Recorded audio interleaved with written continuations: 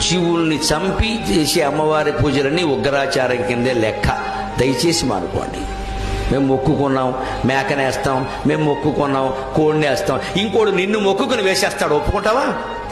మన పిల్లాడు ఆరోగ్యం కోసమో మన ఆరోగ్యం కోసమో కోడినో మేకనో కోసేసే అధికారం మనకున్నప్పుడు కోడి పిల్లకి అనారోగ్యం చేస్తే మన మొక్కుకునే అధికారం దానికి కూడా ఉంటుందండి.